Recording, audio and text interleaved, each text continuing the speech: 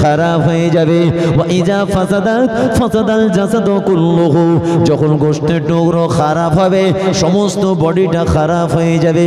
ওয়াইজা সালুহা সালুহাল জাসাদু কুল্লুহু, গোশতের টুকরো যখন পাক পবিত্র হয়ে যাবে, সালুহাল জাসাদু কুল্লুহু, সমস্ত শরীরটা আপনার আমার পাক পবিত্র হয়ে যাবে।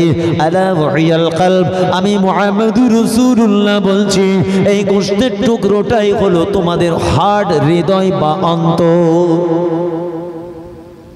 গোশতের টুকরো মানে কলব, অন্তর, হৃদয়, এখানটা পাক রাখতে বলছেন নবী।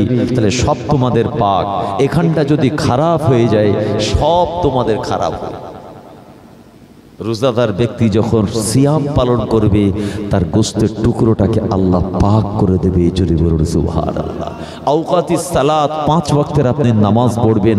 আল্লাহ আপনাকে সম্পত্তি দিয়েছেন, হজ করেছেন, যাকাত দিয়েছেন, কুরবানি করেছেন, মানুষের সাথে ভালো ব্যবহার করেছেন, বাপ মার হক আদায় করেছেন, ইয়েতিমকে হাসিয়েছেন, অসহায়ের চোখের পানি মুছিয়েছেন, শরীয়তের আদেশগুলো মেনেছেন, নিষেধগুলো মেনেছেন, আপনার গোশতের টুকরোকে আল্লাহ পাক পাক পবিত্র করে দেবে। জোরে বলা যাবে না? তাহলে সব বারবার শয়তানের চক্রান্তের শিকার থেকে আপনি নিজেকে বাঁচাতে পারবেন না যদি মেশিন আপনার খারাপ হয়। শয়তান আপনাকে ঠিক বশ করে ফেলবে। খব্বিস ইবলিস শয়তান, আল্লাহ তাকে জান্নাত থেকে দূর করে তাড়িয়ে দিয়েছে। কারণটা কি জানেন? কি কারণটা জানা নেই আপনাদের?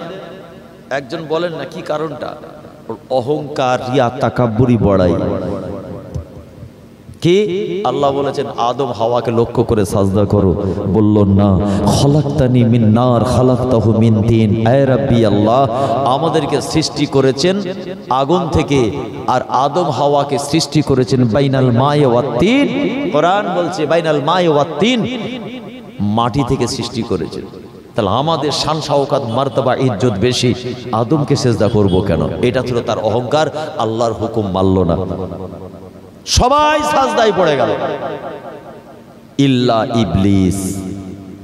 ফাসাজাদু ইল্লা ইবলিস, সবাই সেজদা করলো, ইবলিস করলো না। আল্লাহর দরবারে বিতাড়িত, লজ্জিত। কিন্তু সেই মারদুদ শয়তানের চক্রান্তের শিকার থেকে আপনি বাঁচবেন কেমন করে?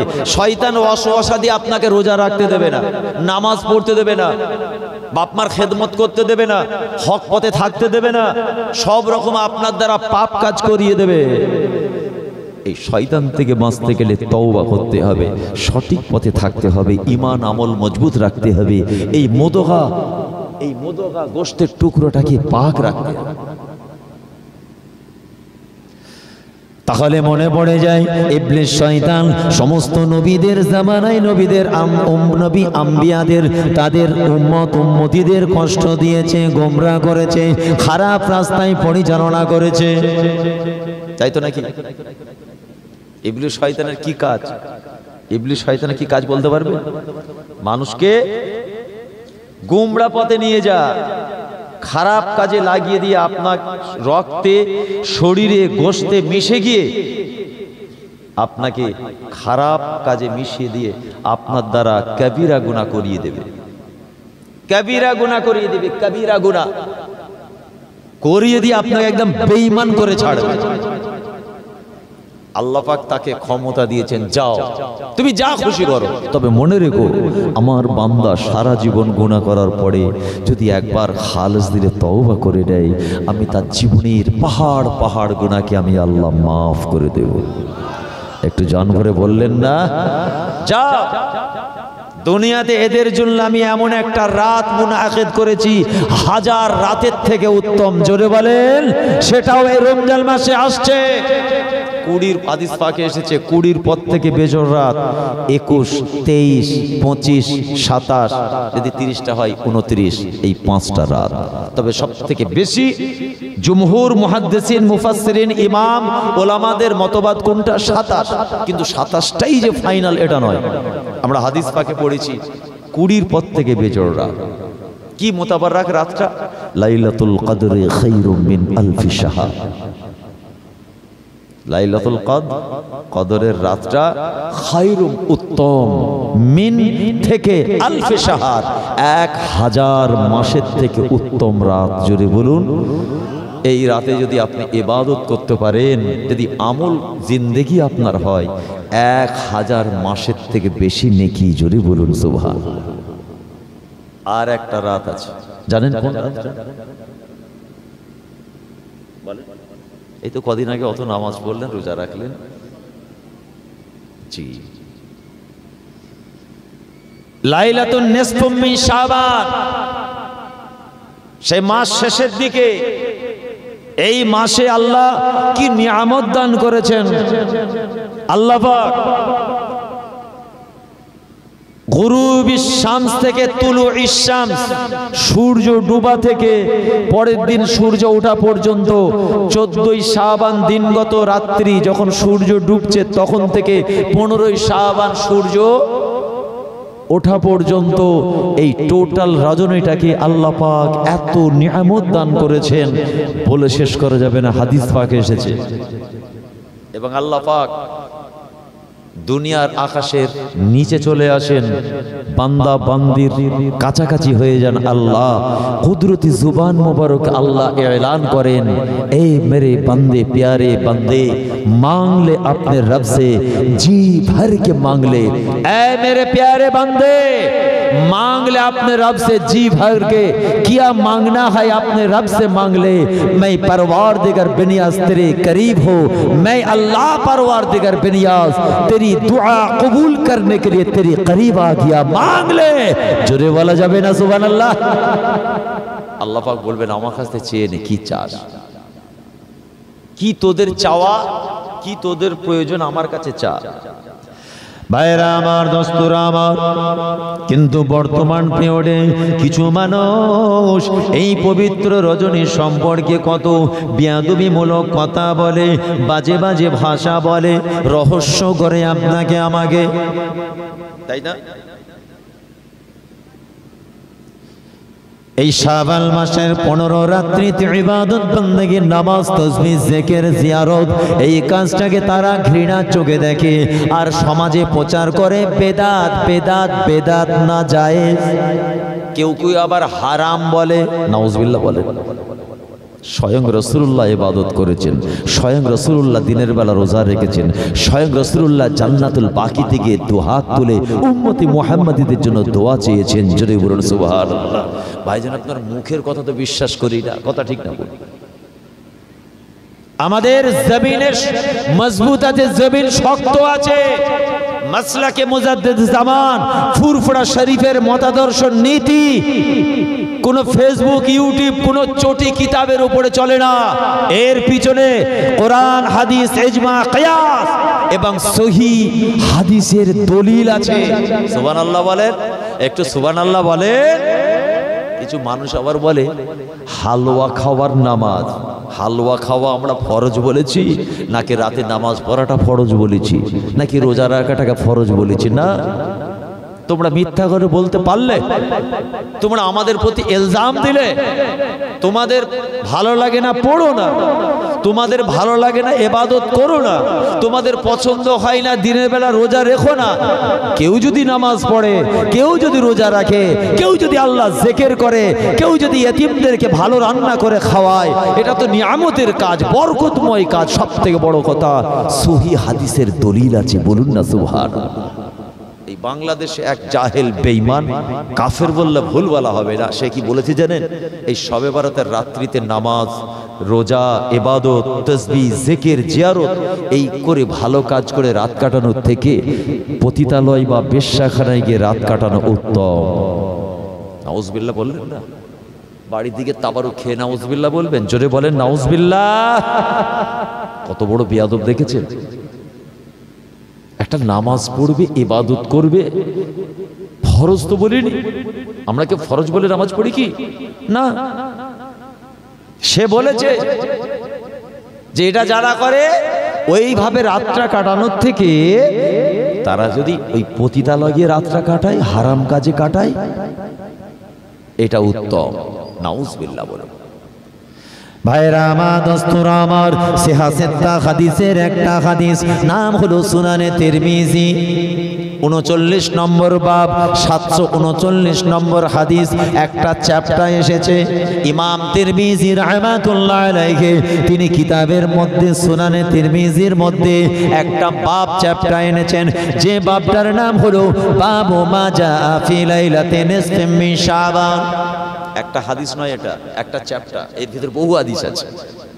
সব শবে বরাতের পক্ষে, নামাজের পক্ষে, দিনের বেলা রোজার পক্ষে, গভীর রজনীতে ইবাদতের পক্ষে স্বয়ং রাসূলুল্লাহ হিল হায়াতে জিয়ারত করেছে জান্নাতুল বাকিতে। কে কি বললো কথা আমাদের শুনলে হবে না, আমাদের মাসলাক নীতি আদর্শের অখাট্টা দলিল মজবুত হাদিস আছে। সুবহানাল্লাহ বলেন। হযরত উরওয়া রাদিয়াল্লাহু তাআলা হতে রিওয়ায়াত, عن عائشة رضي الله تعالى عنها قالت فقدت رسول الله صلى الله عليه وسلم ليلة فخرجت فإذا هو بالبقيع أكنت تخافين أن يخيف الله عليك ورسوله। আম্মা জান আয়েশা বর্ণনা করছেন যে কোনো এক গভীর রাত্রিতে আমি আমার রাসূলকে বিছানায় দেখতে পেলাম না। গভীর রাত্রিতে আমি দেখলাম আমার পাশে আমার রাসূলুল্লাহ নেই। আমি আয়েশা পেরেশান হয়ে গেলাম, চতুর্দিকে খোঁজাখুঁজি শুরু করলাম, কোথায় আমার রাসূল। অন্যান্য আম্মাজানদের ওদিকেও আমি খুঁজে এলাম। আম্মাজান আয়েশা মনে করেছেন হয়তো আজকের রাত্রিটা আমার ভাগে রাসূলুল্লাহ, কিন্তু অন্য কোনো আম্মাজানের কাছে গেলেন নাকি। খোঁজাখুঁজি করতে করতে যখন পেরেশান হয়ে দেখছেন আল্লাহ রাসূল জান্নাতুল বাকিতে দোয়া চাইছেন। নবী আমার চোখ ভরা পানি নিয়ে এই 15 শাবাল মাসের 15 রজনীতে মুতাবারক রাত্রিতে জান্নাতুল বাকিতে গিয়ে আল্লাহর দরবারে অঝর নয়নে কাঁদেন, হে মুসলমান, আল্লাহ রাসূল আপনার আমার মতো গুনাহগার সিয়াখার খাতাকার বান্দা বান্দীগুলোর জন্য, উম্মত উম্মতিগুলোর জন্য আমার আল্লাহর দরবারে রোনা জারি করেন। আম্মা জান আয়েশা বলেন, আমি খুঁজে খুঁজে যখন নবীকে দেখতে পেলাম না, জান্নাতুল বাকিতে গিয়ে আমি আমার রাসূলকে পেয়ে গেলাম। আমি আদবের সঙ্গে পেছনে গিয়ে আমার রাসূলের মুনাজাতে শামিল হয়ে গিয়েছিলাম। এই জাহেল বিয়াদব আলেম নামের কলঙ্ক, এরা এই রাত্রিরে রহস্য মজাক হাসি ঠাট্টা করে। এরা হলো সিজনের শিয়াল। শবে বারাত আসলে হুক্কা হওয়া, নবী দিবস আসলে হুক্কা হওয়া, মেরাজ আসলে হুক্কা হওয়া, মহরম আসলে হুক্কা হওয়া, ফুরফুরা শরীফে ইসালে সওয়াব আসলে হুক্কা হওয়া। কি কথা ঠিক না বল? তারপর আবার চুপচাপ হয়ে যায়। তারপরে শোনো, আম্মা জান আয়েশা বলছেন আমার রাসূল তখন আমাকে বলেছিলেন, আয়েশা কি বলেছেন, আকুনতে তাখাফিনা আইয়াহিফাল্লাহ আলাইকা ওয়া রাসূলুহু। আয়েশা তুমি কি মনে করতে পারলে যে আল্লাহ এবং তার রাসূল তোমার সঙ্গে প্রতারণা করবে? আমার আজকে রাত্রিটা তোমার হক, তোমার হক তালফি করে অন্য আহলিয়ার কাছে আমি রাসূল যাব, অর্থাৎ আল্লাহ এবং তার রাসূল তোমার সঙ্গে কি প্রতারণা করবে এটা তুমি ভাবতে পারলে? আম্মাজান এটাই তো মনে করেছিলেন। আম্মা জান আয়েশা সিদ্দিকা রাদিয়াল্লাহু তাআলা আনহা ওই সময় রাসূলকে কি জবাব দিয়েছিলেন? ফাকুলতু ইয়া রাসূলুল্লাহ সাল্লাল্লাহু আলাইহি ওয়াসাল্লাম ইন্নী জানানতু আন্নাকা আতাইতু বা'দা নিসাইক। ইয়া রাসূলুল্লাহ, ইয়া হাবিবাল্লাহ, আপনি সত্য কথা বলেছেন হুজুর, আমার মনের কথা বলেছেন। নিশ্চয় আমি আয়েশা, আমি তো মনে করেছিলাম আজকের গভীর রজনীটা আমার কাছে যেহেতু আপনি নাই, নিশ্চয় অন্য কোনো আম্মা জানের কাছে রাতটা কাটাচ্ছেন, এটাই মনে করেছিলাম। আল্লাহর নবী বলছেন, না আয়েশা, আমি তো ঘুমো অবস্থায় ছিলাম। আমার আল্লাহ রাব্বুল আলামিন জিবরিল ফেরেশতা মারফত আমার কাছে সুসংবাদ পাঠিয়েছে। একটু জানবারে বলবেন না সুবহানাল্লাহ। আমি তো ঘুমাচ্ছিলাম আয়েশা, গভীর রাত্রিতে আল্লাহ পাক ফেরেশতা পাঠিয়েছেন আমার কাছে। কি জানিয়েছেন আল্লাহ? فقال إن الله عز وجل ينزل ليلة النصف من شعبان فيغفر لأكثر من عدد شعر غنم আয়েশা, এই কাবিলায়ে গানাম প্রভাবশালী একটা গোত্র ছিল। কাবিলায়ে গানাম, এদের শরীরে যত ছাগলগুলো শরীরে যত পশম আছে, এই গোত্রের একটা বৈশিষ্ট্য ছিল, প্রত্যেকের ঘরে ছাগলের ব্যবসা। বহু ছাগল ছিল সমস্ত গোত্রটার। প্রত্যেকটা ছাগলের গায়ে যত পশম ছিল, এর থেকেও বেশি রহমত, দয়া, শান্তি এই গভীর রজনীতে আমার আল্লাহ পাক আসমান থেকে নাজিল করে। ইয়া রাসূলুল্লাহ, আপনি শুয়ে আছেন, আপনি জানেননি আজকে রাতের মার্তাবা, দরজা, আহমিয়াত? সেই পিরিয়ডে কাবিলায়ে বানু কালব বলে একটা গোত্র ছিল। সেই গোত্র সবার বাড়িতে মূল কাজ ছিল ছাগলের ব্যবসা। বহু ছাগল ছিল। ওই গোত্রটায় যত ছাগল আছে, আল্লাহর নবী বলছেন, আল্লাহ পাক কি জানিয়েছেন? কাবিলায়ে বানু কালবের ছাগলগুলোর গায়ে যত পশম আছে, তার থেকে বেশি নেকি আল্লাহ নাজিল করেন। জোরে বলেন, এত বড় মর্যাদা। অফি হাদিসিন উখরা, আর একটা হাদিসের মধ্যে এসেছে, আলী ইবনে আবি তালিব রাদিয়াল্লাহু তাআলা আনহু বর্ণনা করেন, এটাও ইবনে মাজাহ, সুনানে তিরমিজির মধ্যে, সুনানে ইবনে মাজাহর মধ্যে এসেছে, ফাকুমু লাইলাহা ওয়া সুমু নাহারাহা ফাইন্নাল্লাহা ইয়ানজিলু ফিহা লিগুরুবিশ শামসি ইলাস সামাঈদ দুনিয়া। দিনের বেলা রোজা রাখো, রাত্রিবেলা নামাজ পড়ো। দাঁড়াতে বলেছেন মানে নামাজ পড়তে বলেছেন। এত বড় মর্তবা, দরজা ওয়ালা রাত কে বলছেন? আলী ইবনে আবি তালিব রাদিয়াল্লাহু তাআলা। আর কি বললেন? এটা কখন থেকে কখন, কতক্ষণ করে? একদম হাদিসের মূল কথাটা বলছি, ফাইন্নাল্লাহা ইয়ানজিলু ফিহা লিগুরুবিশ শামসি ওয়া ইলাস সামাঈদ দুনিয়া।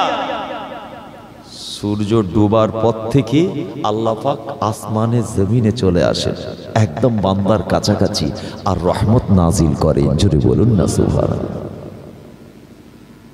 কত বড় মুতাবারক রাত, বুঝতে পারছেন? মুতাবারক রাত। আর কি একটা, দুটো, তিনটে দোয়া যাবার কথা বলেন। আমার আল্লাহ কি বলেন?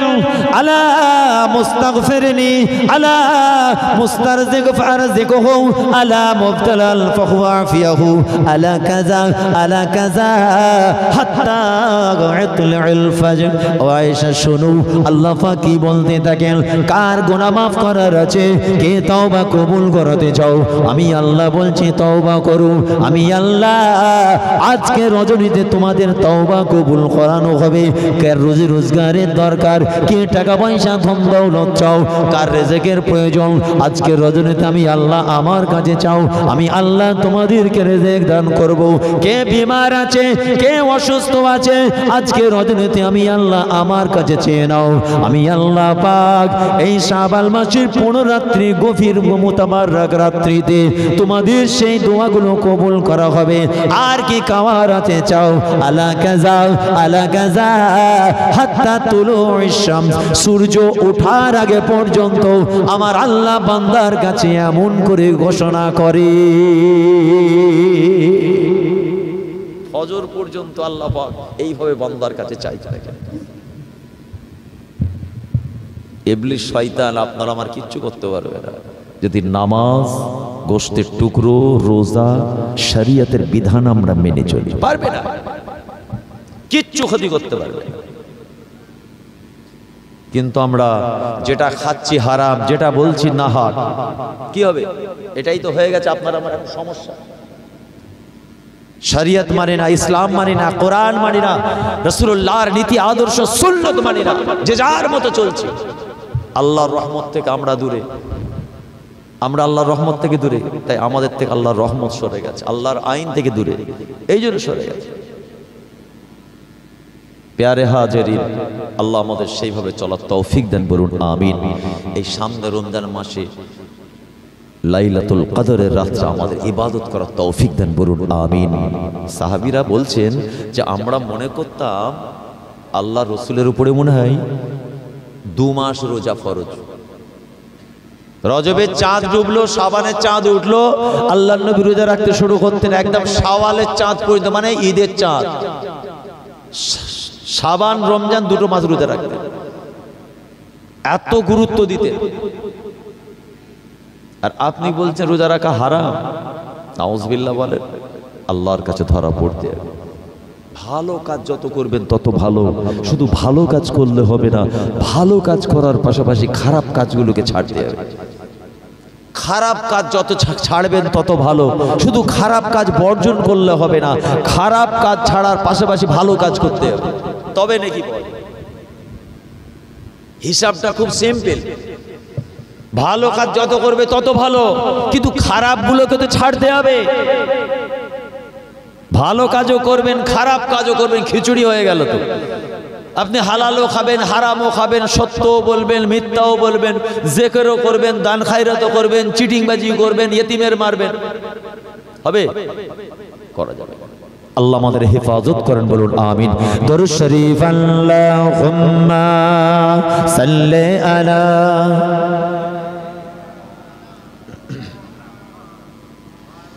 ওয়ালা আলি সাইয়্যিদিনা।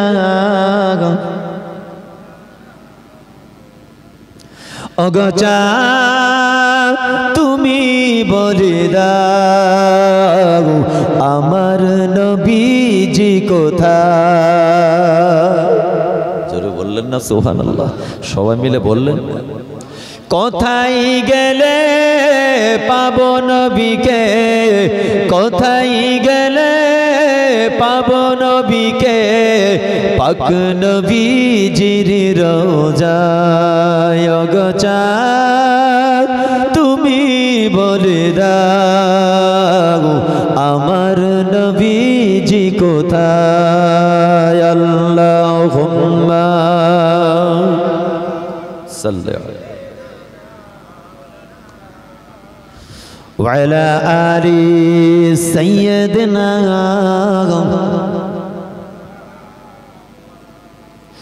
আকাশের তারকারা মিঠি মিঠি চায়, নবীর আলোয় তারা নিজেকে হারায়।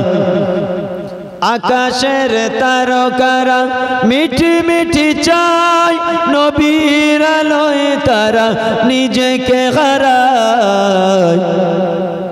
কোথায় গেলে পাবো নবীকে, কোথায় গেলে পাবো নবীকে, পাক নবীজির রোজায়। অগচা তুমি বলে দাও আমার নবীজি কোথায়? আল্লাহুম্মা মাওলা ওয়ালা আলি সাইয়্যিদিনা। লাখো লাখো হাজিরা হজ পাকে যায়, আল্লাহর কাবাকে তারা জড়িয়ে কয়। লাখো লাখো হাজিরা হজ পাকে যায়, আল্লাহর কাবাকে তারা জড়িয়ে কয়।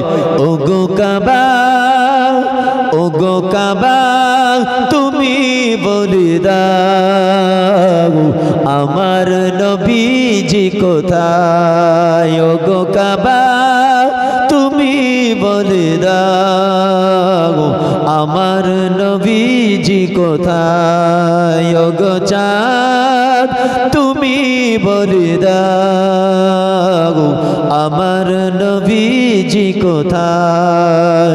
কোথায় গেলে পাবো নবীকে, কোথায় গেলে পাবো নবীকে, পাক নবীজির রোজায়। ওগো চাঁদ তুমি বলে দাও আমার নবীজি কোথায়? আল্লাহুম্মা সাল্লি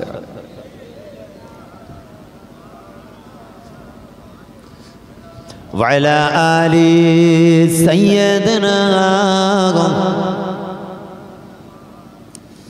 আলোচনা শেষের দিকে যেটা বলতে চাইছি বোঝার চেষ্টা করুন। এই জমিনটা হলো আল্লাহর, আসমান হলো আল্লাহর। আল্লাহ হলেন রাজিক, আল্লাহ হলেন খালিক, আল্লাহ হলেন মালিক, আল্লাহ বিপদ থেকে মুক্তিদাতা, আল্লাহ হলেন আপনার আমার বাপ মার হেফাজতকারী। আল্লাহ আপনাকে হেফাজত করবেন, আল্লাহ আপনাকে জাহান্নাম থেকে হেফাজত করবেন, আল্লাহ পাকি আপনাকে জান্নাতে যাওয়ার রাস্তা দেখিয়ে দেবেন।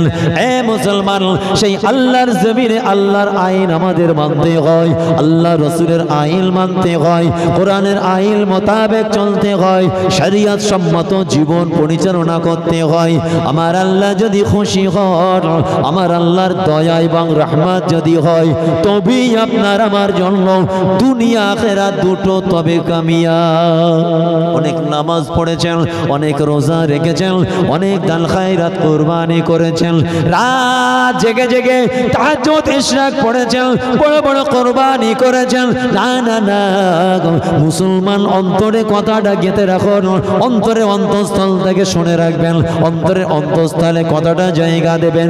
যদি আমার আল্লাহর দয়া, আমার আল্লাহর মায়া যদি না হয়, কোন নামাজ রোজা তাসবিহ আল্লাহর কাছে কাজে লাগবে না। যদি আল্লাহর দয়া না থাকে, সারা রাত নফল তসবিহ জিকির দান খায়রাত কুরবানি, বাপ রে বাপ, কপাল কালো করে ঘুরছে, কোনো কাজ নেই। এত তাহাজ্জুদ ইশরাক, কোনো কাজ নেই। আমার নানাজান আশিকে রসুল আলা হযরত ছোট হুজুর পীর কেবলা রাহমাতুল্লাহ একটা কথা মনে পড়ে যায়, বলবো নসিহত? এই বলবো, কই শোনার ইচ্ছা নেই, কি বলবো? হ্যাঁ, হুজুর কেবলার মহব্বতী জায়গা তো। হ্যাঁ, এই হুজুর কেবলার নাতি পোতা সব এসেছে আজকে, তাই তো নাকি? নাতি এসে, দুই নাতি হলো, আবার পোতা আসছে, এসে গেল মনে হয়। মহব্বতী জায়গা, কিন্তু আপনাদের শোনার মতো আমি চাহিদা দেখতে পাচ্ছি। দেখি কেমন চাহিদা। নারে তাকবীর, একটু জান ভরে তাকবীর দেন না। নারে তাকবীর, সবাই মিলে একসঙ্গে জোরে সোরে নারে তাকবীর। আশিকে রাসূল আলা হযরত ছোট হুজুর পীর কেবলা রাহমাতুল্লাহ আলাইহি যখন আপনাদের এই সমস্ত এলাকায় আসতেন না, এক সপ্তাহ 10 দিন এইদিকে ঘুরতেন। একদম ওদিকে কেষ্টপুর, আপনার ওদিকে বড়াশোল, এইদিকে রাইখা, সব পর পর একটা একটা একটা একটা করে। তখন তো এত রাস্তা ভালো ছিল না, ঘুরিয়ে ঘুরিয়ে ঘুরিয়ে ঘুরিয়ে হুজুর কেবলা এক সপ্তাহ 10 দিন সব কাজ করতেন। হুজুর কেবলার সঙ্গে 4-5 জন আওলাদ নাতি পুদা সব থাকতো, আলেম ওলামারা বেশি থাকতো না, সবাইকে নিয়ে চলে আসতো। এইসব এলাকায় বহু এসেছে, এই যেমন বাঁকুড়া পুনিশোল, একটা দুটো, সব থেকে বড় এশিয়া মহাদেশের মধ্যে বলছে সব থেকে বড় গ্রাম, তাই তো নাকি? এত মানে একটা এর মধ্যে কটা 6টা না কটা থানা আছে, অথচ একটা গ্রাম। সব পীরের আওলাদ এসেছেন, আমার নানাজান বেশি এসেছেন, তাদের আল আওলাদরা নাতি পুতার এখন আসছে। তো হুজুর কেবল একটা কথা বলতেন ওয়াজ করতে করতে, স্টেট কাট কথা বলতেন, কারো মুখ তাকিয়ে বলবো কি বলবো না এসব কথা বলতেন না। আল্লাহ কারের চেহারা যেমন ছিল আপনারা দেখেছেন। আমি খুব ছোট, দোম সোমে পড়ি, বুঝলেন, খুব ছোট, আমার সব স্মৃতি মনে নেই। হুজুর কিছু তোহফা দিতেন, নজরানা দিতেন, ডেকে পাশে বসাতেন, খুব ভারী আওয়াজ, গম্ভীর আওয়াজ ছিল, চেহারা ভারী ছিল। আর হুজুর ইন্তেকালে পর লাশটা রাখা ছিল আমার মামাজানের বাড়ির সামনে, যেখানে এখন হুজুরের বাড়ি আছে, ওখানে। এই কটা জিনিস মনে আছে। আর হুজুরের মাটি দিয়ে এসেছিলাম, এই কটা জিনিস মনে আছে, বেশি মনে নেই। আমি খুব ছোট ছিলাম, দোম সোমে পড়ি, 5-6-এ পড়ি। তো হুজুর কেবলা ম্যাক্সিমাম মাহফিলে একটা কথা বলতেন, আমি নিজে অনেক মাহফিলে বলেছি, আপনাদের এখানেও বলছি। হুজুর কেবলা বলতেন, বাবা মসজিদে পরে ঢুকবে, আগে হালাল খাও, আগে হালাল খাও। খোদার ঘরে নামাজ পড়তে পরে ঢুকবে বাবা, যদি হালাল খাও বাবা, তোমার শরীরের শক্তি, গোশত, তোমার রক্ত, তিনটেই হবে হালাল। খোদার ঘরে সাজদা করলে আমি জুলফিকার বলে দিচ্ছি, ইনশাআল্লাহ আল্লাহর দরবারে তোমার নামাজ কবুল হয়ে যাবে। জোরে বলতে পারেন না? তারপরে বলতেন, বাবা যদি হারাম খাও, শরীরের রক্ত, গোশত, শক্তি তিনটেই হবে হারাম। তুমি যতই কপাল ঠোকো, তোমার নামাজ খোদা নেবে না। একদম স্ট্রেট কাট, চোখে চোখ রেখে হুজুর কেবলা এইভাবে হুঙ্কার দিয়ে বলতেন, হাতে ধরে বলে যাচ্ছি হারাম যেন না আসে, সব ইবাদত নষ্ট হয়ে যাবে। হযরত আনাস বিন মালিক রাদিয়াল্লাহু তাআলা আনহু থেকে একটা রিওয়ায়াত এসেছে, ইমাম জালালউদ্দিন সুয়ুতি ও হাদিসটা এনেছেন, একটা হাদিস বলছে, খাসাইসুল কুবরাতেও আছে। আল্লাহর হাবিব আল্লাহ রাসূল হযরত ওমর ফারুক রাদিয়াল্লাহু তাআলা সহ আপনার রওজার সামনে হুজুর বার হয়েছেন, মদিনার মসজিদ থেকে বার হয়ে যাচ্ছেন। ওমর ফারুক রাদিয়াল্লাহু তাআলা বর্ণনা করছেন যে আমরা লক্ষ্য করে দেখলাম আল্লাহ রাসূল আছেন, সাহাবীরা আছেন, আমরা আল্লাহর নবীর সঙ্গে আছি, দূর থেকে একজন বয়স্ক ব্যক্তি আসছে। খুব খেয়াল করে শুনবেন, ইবলিস শয়তানের কথা হচ্ছিল তো তাই মনে পড়ে গেল। একজন বয়স্ক ব্যক্তি আসছে, রিওয়ায়াতে এসেছে তার কোমরটা বেঁকে গেছে, কুঁজো হয়ে গেছে, হাতে একটা লাঠি, আস্তে আস্তে টুক টুক টুক টুক টুক টুক করে আসছে। ওমর ফারুক রাদিয়াল্লাহু তাআলা বলছেন আমি আমার রাসূলের পাশেই আছি। আল্লাহর নবীর কাছে এসে সালাম দিলেন, আসসালামু আলাইকা ইয়া রাসূলুল্লাহ ইয়া হাবিবাল্লাহ। আল্লাহর নবী তার সালামের জবাব দিয়ে বললেন, আইনা কাবিলাতিন আনতা। আল্লাহর নবী সেই বয়স্ক ব্যক্তিটাকে দেখে চিনতে পেরে গেছে, সঙ্গে সঙ্গে বলছেন তুমি জিনেদের কোন গোত্র কোন কবিলা থেকে এসেছো? একজন ইবলিস শয়তান তার চতুর্থ প্রজন্ম মানুষের বেশে আল্লাহর নবীর কাছে এসে সালাম দিয়েছে। এই শুনছেন তো নাকি? সময় আমার বেশি নেই, শেষ করে দেবো একটু। ওমর ফারুক রাদিয়াল্লাহু তাআলা বর্ণনা করছেন আমি আল্লাহর নবীর সঙ্গে আছি, আর মানুষের বেশে ইবলিস শয়তানের চতুর্থ প্রজন্ম আল্লাহর নবীকে সালাম দিয়েছেন। আল্লাহর নবী বলছেন তুমি জিনেদের কোন কবিলা কোন গোত্র থেকে? সুবহানাল্লাহ বলেন। আল্লাহ পাক সে পাওয়ার সে শক্তি আমার রাসূলকে দিয়েছিলেন। সাহাবীরা বলছেন আমরা চমকে গেছি, আমরা চিনতে পারিনি। সে পরিচয় দিচ্ছে হুজুর আমি হলাম সেই ইবলিস শয়তানের চতুর্থ প্রজন্ম, মানে ইবলিস শয়তানের পুত্র, তার পুত্র, তার পুত্র। আল্লাহ নবী দেখেই চিনতে পেরে বলছেন তুমি কোন গোত্র কোন কওমের? বলছে হুজুর আমি হলাম ইবলিস শয়তানের চতুর্থ প্রজন্ম, আনা হাম বিন হিম, আমি হলাম হাম। শুনছেন না ঘুম আসছে?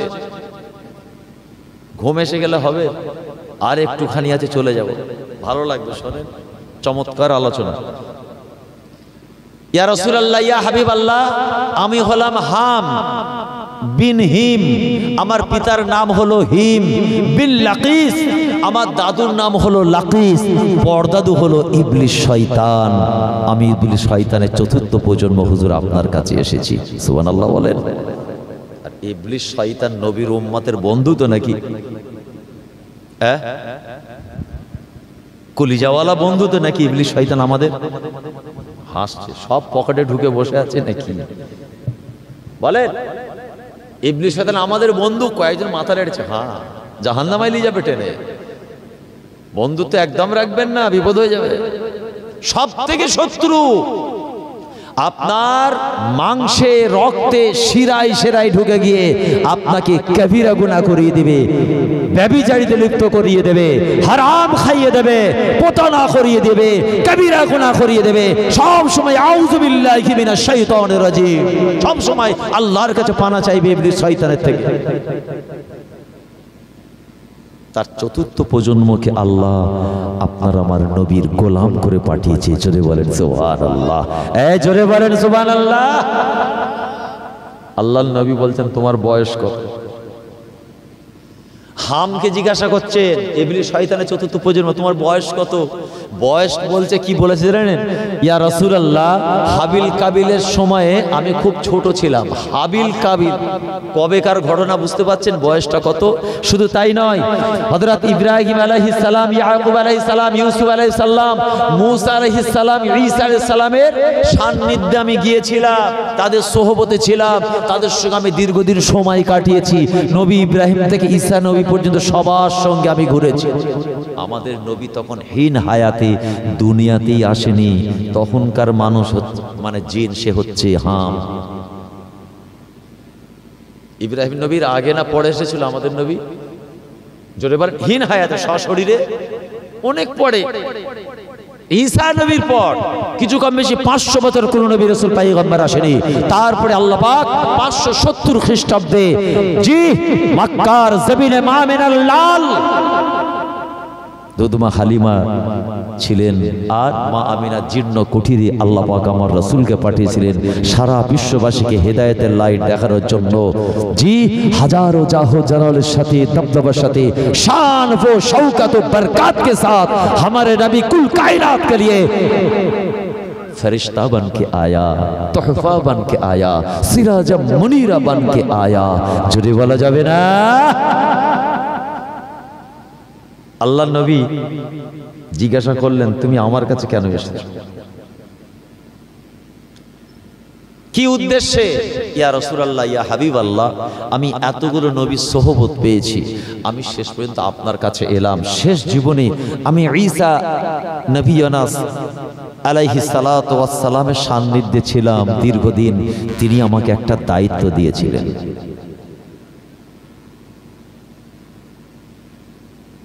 কি দায়িত্ব দিয়েছিলেন? ইন লাকিতা মুহাম্মাদান ফাকরা আলাইহিস সালাম মিন্নি।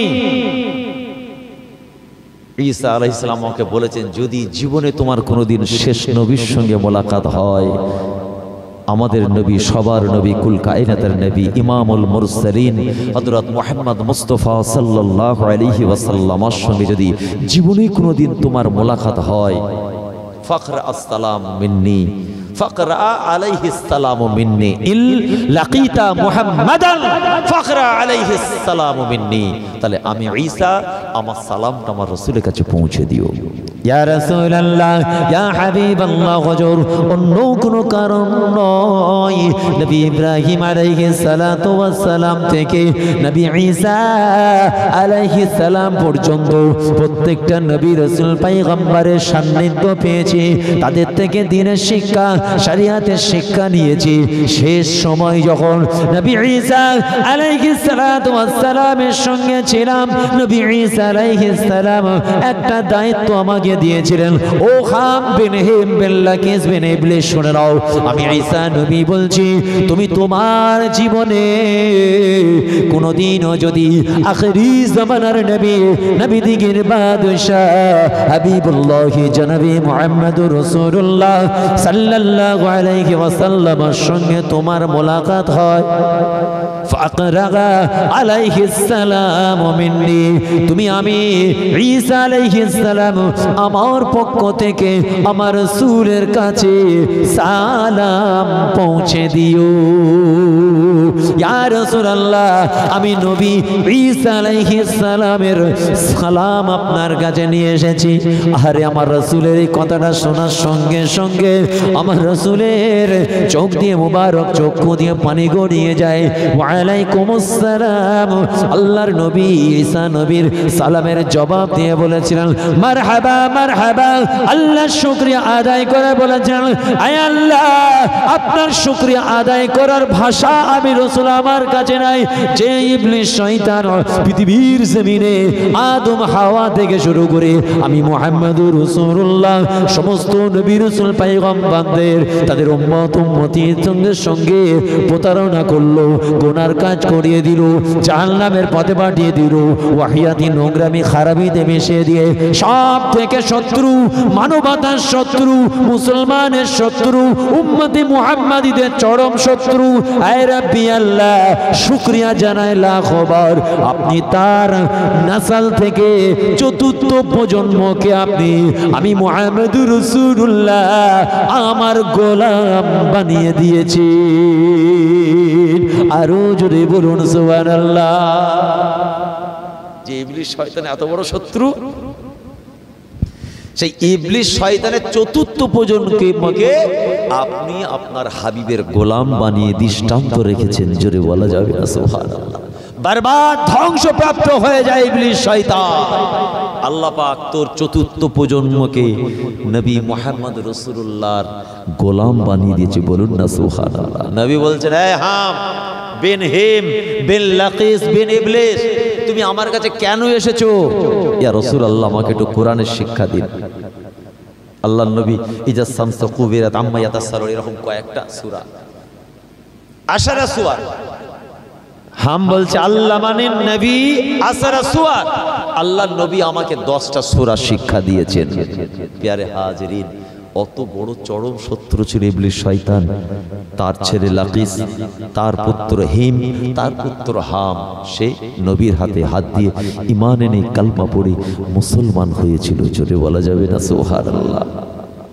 আল্লাহ পাক সবই পারেন। তাই এটাই বলছি, আল্লাহর দয়া এবং রহমত যদি না হয় আপনি কোনোদিন রেহাই পাবেন না, যত মস্তানি করেন। সেই নবীর মহাব্বত আসুন অন্তরে পায়দা করে, নবীর শানে গুস্তাখি বিয়াদবি যেন না হয়। আরে বড় দুঃখ লাগে, বড় যন্ত্রণা লাগে, বড় ব্যথা লাগে দুনিয়ার জমিনে যখন কোনো অন্য ধর্ম বর্ণের মানুষ যখন আমার রাসূলুল্লাহর শানে ছোট বড় কথা বলে, বেয়াদবিমূলক কথা বলে, আপনার আমার মনে বড় দুঃখ কষ্ট ব্যথা লাগে। এ মুসলমান, সেই নবীর উম্মতি যখন আমার রাসূলের শান মার্তবা দরজা নিয়ে কথা বলে, নবীর শানে গুস্তাখি করে, কত কষ্ট লাগে। আগারে যে নবী ছাড়া উম্মতি মুহাম্মাদি আপনার আমার নাজাত পাওয়া বড় কঠিন। আজকে দুনিয়ার জমিনে কিছু মানুষ আমার নবীকে বলে আমাদের বড় ভাই। নবী আমাদের মতো মানুষ, নবীরও বিচার হবে বলে। এ দুনিয়ার জমিনে আমার রাসূলকে কোনো মানুষ জাহিলে গাদ্দার গোস্তাকে রাসূল, তারা আবার বলে নবী হলো ভিখারির বাচ্চা। নাউজুবিল্লাহ বলে, এই জোরে বলেন না নাউজুবিল্লাহ। আবার কেউ বলে নবী আমাদের মতো মানুষ, নবীরও বিচার হবে। আল্লাহর নবী মিজানের পাশে চিন্তায় পড়ে যাবেন। আল্লাহর নবী আল্লাহর কাছে নাজাতের জন্য কাঁদবেন। কত বড় বিয়াদবিমূলক কথা। এটাও বলে আল্লাহর নবী আপনার আমার নবীর শানে কি বলে, সেই নবীর মহাব্বতে ভালোবাসায় একটু আদবের সঙ্গে দাঁড়িয়ে সালাম পড়া সেটাও হলো হারাম। নাউজুবিল্লাহ বলে, নাউজুবিল্লাহ বলে। আরে আমার নবীকে আবার বলে উম্মি। উম্মি নবী নয়, আমাদের নবী হলেন মূর্খ, লিখতে জানতেন না, পড়তেন না, লিখতেন না, পড়তেন না। নবী হলেন জাহেল বা মূর্খ। বলুন নাউজুবিল্লাহ। তোর বাপ দাদা 14 পুরুষ মূর্খ, বিয়াদব। নবী উম্মি ছিলেন, লিখতেন না, পড়তেন না। আল্লাহ পাক লিখতে দেননি, পড়তে দেননি। তুমি জাহেলে গাদ্দার গুস্তাখে রাসূল, তুমি কি করে বুঝলে রাসূল লিখতে জানতেন না, পড়তেন না? গুগল ডিকশনারিটা খোলে, নিরক্ষর মানে দেখুন।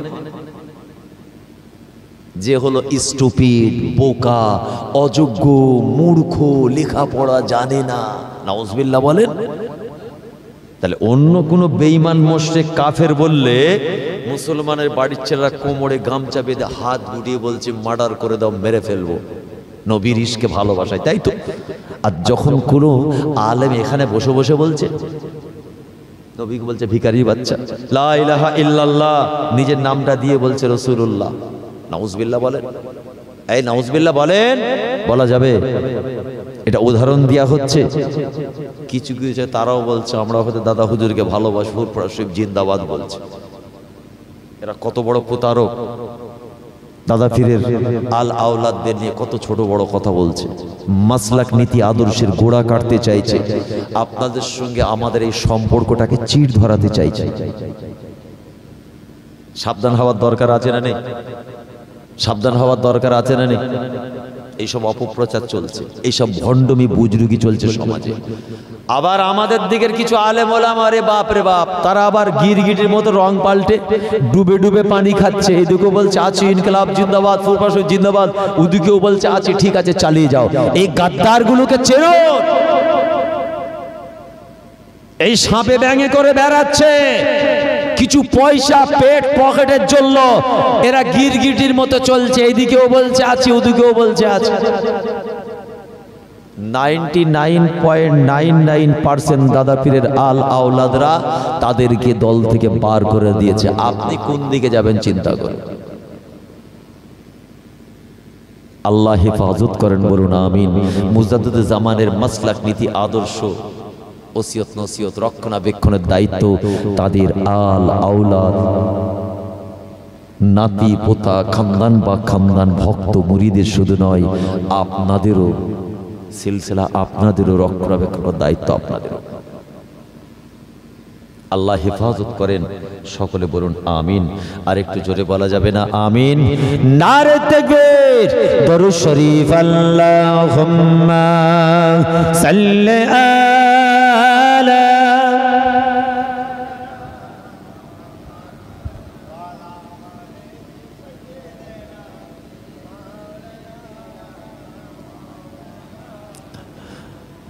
मदीना में जाकर मोहम्मद मिलेंगे और गाफिर कसूर की सगारा मिलेंगे या रसूल अल्लाह या हबीब अल्लाह या रसूल अल्लाह। मदीना याद आती है, बुला लो या रसूल अल्लाह। अल्लाहुम्मा सय्यद व अला आली सय्यदना।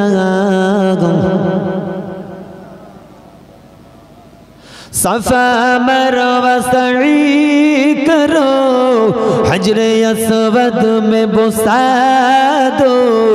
सफा मरवा सई करो, हजरे अस्वद में बुसा दो। अब कोई और बता दे किधर है मदीना गया रसूल अल्लाह या हबीब अल्लाह या रसूल अल्लाह। अल्लाहुम्मा सल्ली मोहब्बतेर संगे पढ़ो वाला आली सैयदना।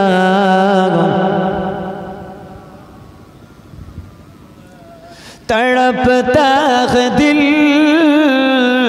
मचलती है आँखें, तड़पता है दिल मचलती है आँखें। अब कोई और बता दे किधर है मदीना गया रसूल अल्लाह गया हबीब अल्लाह गया रसूल अल्लाह। अल्लाहुम्मा सल्ली अलैहि मौलाना मुहम्मद अला आलिहि। আল্লাহ নবীকে মুহাব্বত করুন, ঠোঁটে নয় হৃদয় দিয়ে নবীকে ভালোবাসুন, নবীকে সুন্নত মোতাবেক চলুন। এ মুসলমান, নবীকে ভালোবাসি মানে মুখে ভালোবাসাকে ভালোবাসা বলে নাও। নবীকে যদি ভালোবাসতে হয় রাসূলুল্লাহর সুন্নত নীতি আদর্শ তরিকা মোতাবেক চলতে হয়। আমার রাসূলের নিষেধ মানতে হয়, আমার রাসূলের আদেশ মানতে হয়।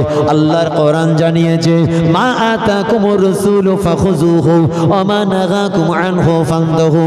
এ বিশ্বাসীগণেরা, আয় আমার বান্দা বান্দীরা, নবী তোমাদের কাছে যেগুলো আদেশ আকারে এনেছেন মেনে নাও, নিষেধ করেছেন ছেড়ে দাও। আল্লাহ রাসূল কি জানালেন?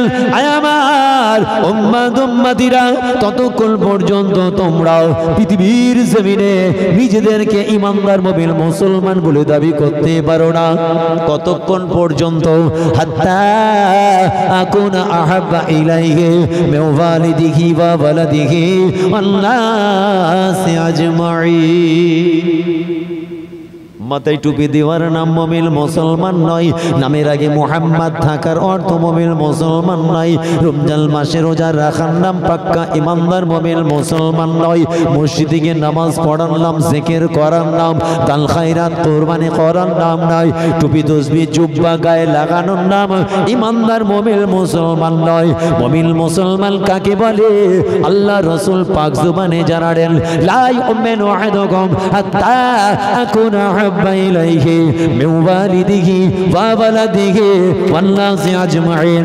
আল্লাহর নবী জানালেন সাহাবারা, নিজের বাপের থেকে, মায়ের থেকে, বিবি ছেলে বাল বাচ্চা, বাপ মা, আত্মীয় স্বজন প্রতিবেশী, নিজের টাকা পয়সা ধন দৌলত, স্ত্রী বাচ্চা, ওয়ান নাসি আজমাইন, সমস্ত মানুষের থেকে বেশি মুহাব্বত আল্লাহ রাসূলের প্রতি যদি বেশি যদি না হয়, লা ইউমিনু আহাদুকুম, এখনো তোমরা মুমিন মুসলমান নয়। সব থেকে বেশি মুহাব্বত নবীকে অন্তরে জায়গা দিতে হবে। আযম দারাজাত, উচ্চ মাকামে স্থান থাকবে রাসূলুল্লাহর ভালোবাসা। দুনিয়ার সমস্ত ভালোবাসা নবীর ভালোবাসার পরে, নাহলে প্রকৃত খাঁটি মুমিন মুসলমান হতে পারবে না। খাঁটি মুহাব্বত। মা ফাতেমা দরওয়াজার কাছে এসে আমার রাসূল আওয়াজ দিয়েছেন, মা গো, আমি তোমার আব্বা জান এসেছি। ভিতর থেকে আম্মা যাও ফাতেমা আওয়াজ দিচ্ছেন, ইয়া রাসূলুল্লাহ, ইয়া হাবিবাল্লাহ, আপনি ভিতরে আসবেন না? আমি ফাতেমা বলছি আসবেন না, একটুখানি বাইরে অপেক্ষা করুন। ইয়া রাসূলুল্লাহ, ইয়া হাবিবাল্লাহ, আব্বা জান, আপনার রুমাল মুবারকটা ভিতরে একবার ছুঁড়ে দিন। আল্লাহর নবীকে বলতে ভিতরে আসবেন না আব্বা জান। আল্লাহর নবী মা ফাতেমাকে খুব মহাব্বত করতেন। সফরে যাওয়ার সময় সাহাবারা, একটু দাঁড়াও, আমার ফাতেমার সঙ্গে দেখা করি। সফর সেরে ফিরছেন বাড়িতে, সাহাবারা আমার ফাতেমাকে একটু দেখে আসি। যদি বলেন না সুবহানাল্লাহ, কি মহাব্বত! কিন্তু রাসূলকে বলছে ভিতরে আসবেন না। আমার রাসূল পরেশান হয়ে গেলেন, মা কি সমস্যা হয়েছে নাকি? আল্লাহর হাবিব আল্লাহ রাসূল নিজের রুমাল মোবারকটা মা ফাতেমার কাছে দিয়ে দিলেন। কিছুক্ষণ পরে বলছেন, আব্বা জান ভিতরে আনুন। আল্লাহ রাসূল ভিতরে তাশরীফ আনলেন। মা লাকে ইয়া ফাতেমা, ফাতেমা রে, কি সমস্যা হয়েছে মা? কি বিপদ হয়েছে মা বলো? ওই সময় ফাতেমা বলেছিল, ইয়া রাসূলুল্লাহ, ইয়া হাবিবাল্লাহ, আব্বা জান, ফাতেমার কোনো সমস্যা নাই, ফাতেমার মনে কোনো দুঃখ নাই, ফাতেমার সংসারে কোনো কষ্ট নাই। ইয়া রাসূলুল্লাহ, ইয়া হাবিবাল্লাহ, ফাতেমার গায়ের পোশাক ছিল না যে পোশাক দিয়ে ফাতেমার সমস্ত শরীরকে হেফাজত করবে। এই জন্য আপনার রুমাল মোবারকটা জড়িয়ে নিয়েছি। আমি বাপ হিসেবে আপনার সামনে ছোট পোশাক পরে কেমন করে যাব? গরিবের গরিব সংসার, বড় কষ্টের সংসার আব্বা জান। পর্যাপ্ত পোশাক না থাকার জন্য আমি বেপরদেগির ভয়ে আপনাকে আসতে নিষেধ করেছিলাম। আব্বা জান, আপনি যেন মা ফাতেমার উপরে নারাজ হবেন না। কি মহব্বত, আর কি পর্দার প্রতি গুরুত্ব, আর কি গরিবের সংসার! ওহ, শাহের শাহে কায়নাতের একমাত্র কন্যা, কলিজার টুকরা হাসনাইনের আম্মা জান ফাতেমা, তার সংসারে বাস্তব চিত্র দেখুন। পুরো শরীর ঢাকার মতো পোশাক নেই। আব্বাজান আসবেন না, বুঝলেন? মা ফাতেমা নামাজে দাঁড়িয়ে গেলেন। আল্লাহ রাসূল তাশরিফ এনেছেন, নামাজ পড়ছেন, রুকু সাজদা করেন, বারবার পড়ে যাচ্ছেন, আবার উঠে কষ্ট করে দাঁড়িয়ে নামাজ পড়েন। আমার রাসূল পেরেশান হয়ে গেলেন, মারে কি এমন সমস্যা হয়েছে মা, এত কেন কমজোর দুর্বল হয়ে গেলে? ওই সময় মা ফাতেমা চোখ ভরা পানি নিয়ে বলেছিল, ইয়া রাসূলুল্লাহ, ইয়া হাবিবাল্লাহ, অন্য কোনো কারণ নয়, ফাতিমার মনে কোনো দুঃখ কষ্ট নাই, ফাতিমার সংসারে কোনো অভাব নাই, অনটন নাই। ইয়া রাসূলুল্লাহ, কয়েকদিন পেট ভরে আপনার ফাতিমার খাওয়া হয়নি। ইয়া রাসূলুল্লাহ, ইয়া হাবিবাল্লাহ, হুজুর আমি ফাতিমা বড় কমজোর হয়ে গিয়েছি, এই জন্য বারবার নামাজ পড়তে যাই, বড় কমজোর হয়ে যায়, আমার রাসূলের সহ্য হলো না। মারে মা, একবার নামাজের মুসাল্লাটা তোলো মা, আমি রাসূলুল্লাহ তোমার আব্বা জান বলছি, একবার নামাজের মুসাল্লাটা উঠিয়ে নাও। মা ফাতেমা বিসমিল্লাহ বলে নামাজের মুসাল্লাটা যখন তুলেছেন, আমার আল্লাহর রহমত থেকে, জান্নাত থেকে ভালো মন্দ শোনা হয় না, যা কিছু মহিলাদের মূল্যবান মণিমুক্তা দিয়ে ভরিয়ে দিয়েছে। ওই সময় আমার রাসূল বলেছিল, মা যতটা তোমার পছন্দ নিয়ে নাও, আমি তোমার আব্বা জান, জান্নাতের মালিক তোমার রাসূলকে আমার আল্লাহ পাক করবেন, আমি মুহাম্মদুর রাসূলুল্লাহ বলছি, মা যতটা প্রয়োজন তুমি নিয়ে নাও, তবে মা মনে রেখো, ময়দানে মাশারে তুমি আমার কলিজার টুকরা বলে ছাড় হবে না। আমার আল্লাহর দরবারে এই সোনা গয়না মণিমুক্তার জবাব দিতে হয়। সঙ্গে সঙ্গে মা ফাতিমা নামাজের মুসাল্লা চাপা দিয়ে বলেছিল, আব্বা জান ক্ষুধার্ত তৃষ্ণার্ত হয়ে সহ্য করে নেব, কিন্তু আল্লাহর দরবারে বিচার সহ্য হবে না। এত সস্তা কি ইজ্জত মা ফাতেমার দিয়েছে। শোনা হয় না, যা খুশি মণিমুক্তা নিয়ে নাও মা, তবে আল্লাহর কাছে বিচার হবে, হিসাব দিতে হবে। ইয়া রাসূলুল্লাহ, আমার দরকার নেই, ক্ষুধার্ত তৃষ্ণার্ত সহ্য করে নেব, কিন্তু ক্ষুধার বিচার সহ্য করা যাবে না। কি নামাজ পড়েছেন আপনি, আর কি জিকির করেছেন, কটা রোজা রেখেছেন, কটা কুরবানি করেছেন, আপনার এত অহংকার, রিয়া, তাকাব্বুরি। বলুন, আপনি আল্লাহর ওলি সাজতে চাইছেন, হুজুর পীর আল্লাহর ওলি সাজতে চাইছেন, এত লোক এই সমাজে আছে না নেই? লোকে আমাকে হাজি বলবে, মন যেন ভরছে না। সুদের ওপর টাকা নিয়ে চলে গেছে উমরা করতে, জানেন? দুবেলা পেট ভরে খাওয়া হয় না, 12 জনের সংসার, 12 জনের সংসার চালাতে পারে না, বলছে সুদের ওপর টাকা দাও, উমরা করতে হবে। লোক হাজি বলবে, হাজি সাহেব থাব্বা লাগাতে হবে পিছনে।